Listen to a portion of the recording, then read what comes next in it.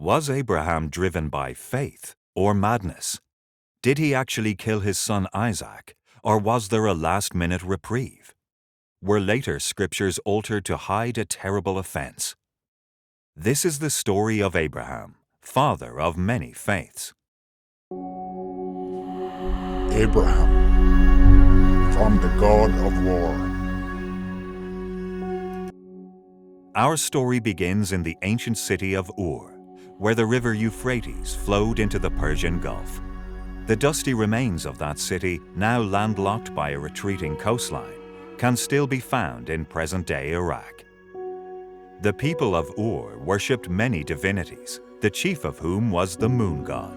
In addition to this, each person had their own personal god, a kind of guardian angel who watched over and protected them.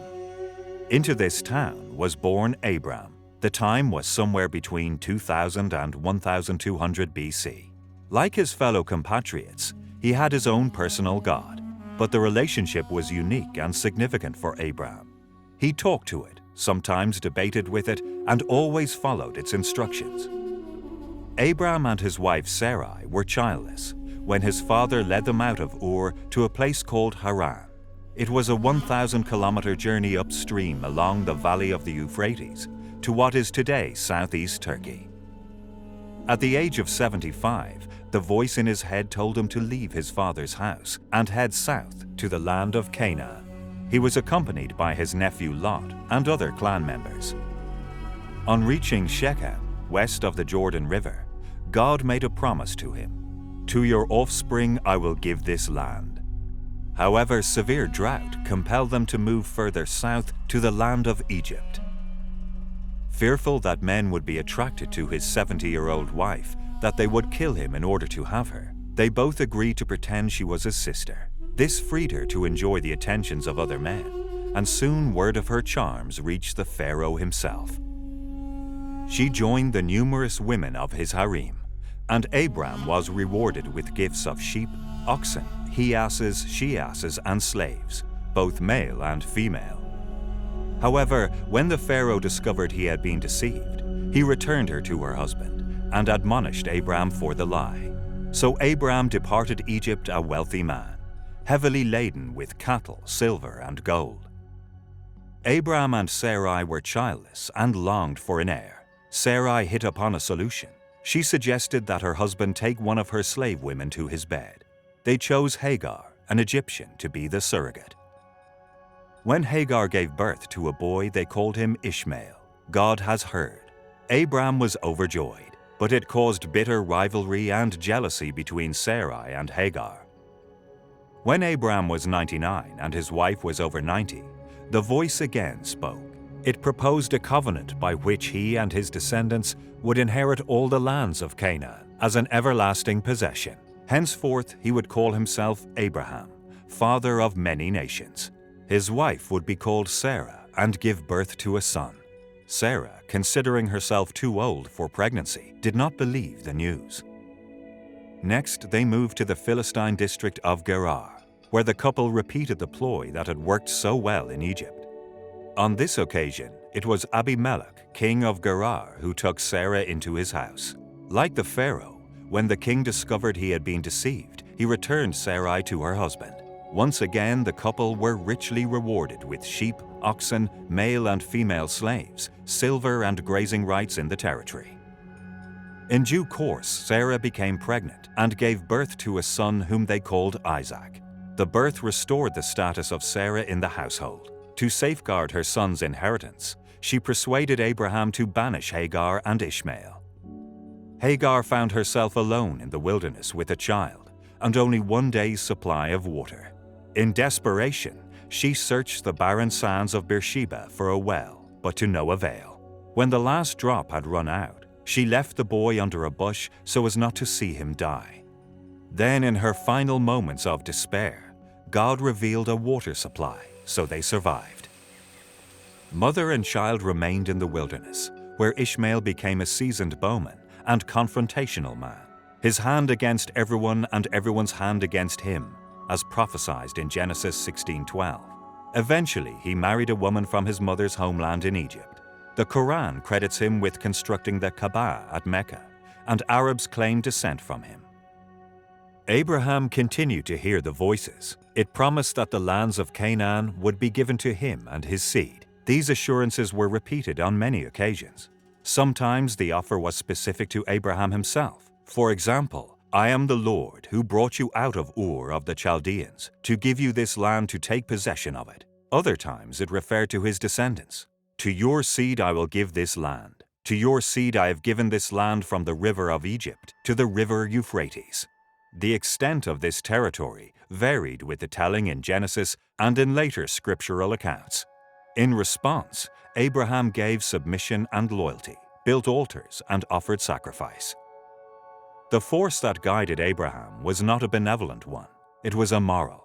It did not set out an ethical code of behavior, nor expound a philosophy based on virtue or goodness. It did not demand of Abraham that he practices kindness, honesty, or any mode of conduct that could be considered upright or just. All it demanded was blind obedience and reverential rituals.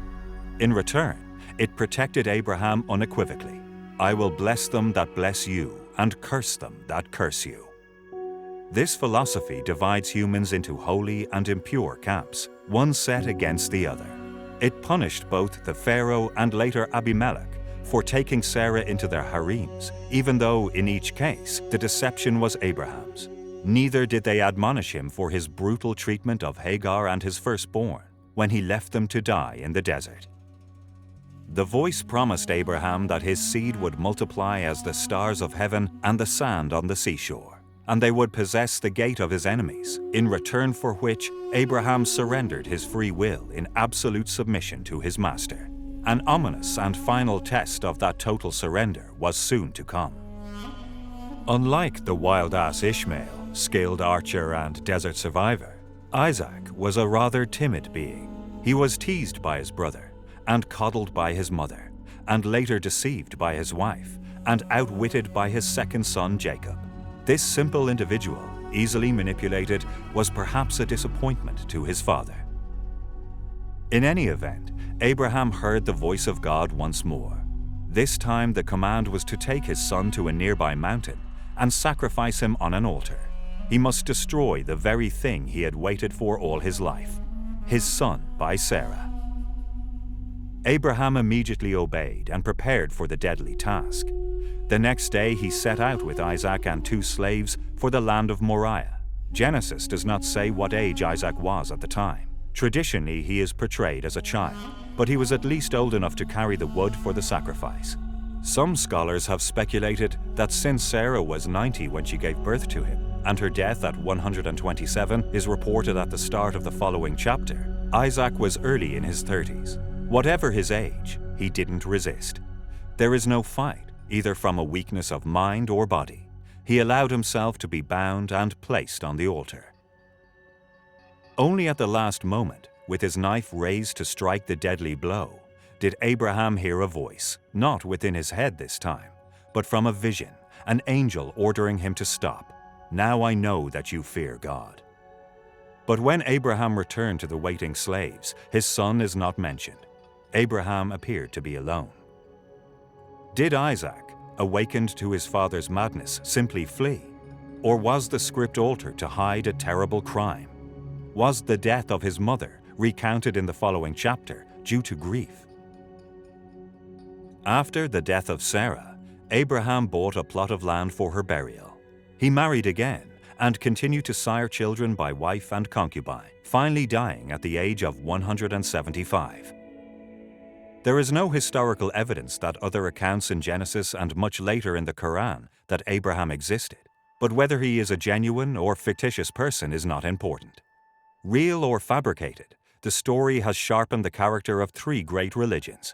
For 15 million Jews, 2.4 billion Christians, and 1.9 billion Muslims, Abraham is their spiritual father. The legacy of Abraham is unquestioning loyalty to an all-powerful deity, exchanging free will for submission to God, and believing those who oppose God or his people are cursed and deserve punishment. The will of this deity has been interpreted in different ways by succeeding generations. Some, like Isaac, were prepared to die for their beliefs, while others, like Abraham, were prepared to kill for them. Yet, for all the promises made to Abraham, the only land he owned in Canaan was the cave of Machpelah, in the field he bought from Ephron, son of Zohar the Hittite, to bury his wife. Here, he and other members of his family would later be interred. The site of the tomb is in present-day Hebron in the West Bank. Today, it remains a symbol of acrimony and division, with a separate entrance to a new Jewish synagogue and the Muslim mosque. Armed soldiers guard each entrance. It has been the site of riots, grenade attacks, drive-by shootings, and 2 massacres, of Jews in 1960 and of Muslims in 1994. As the self-styled descendants of Ishmael and Isaac, Arabs and Jews respectively, continue the ancient feud of Hagar and Sarah. Initially, the chosen ones were of the line of Isaac. With this tribe, God made his covenant. Through their scripture, the legacy of Abraham would begin its journey of conquest.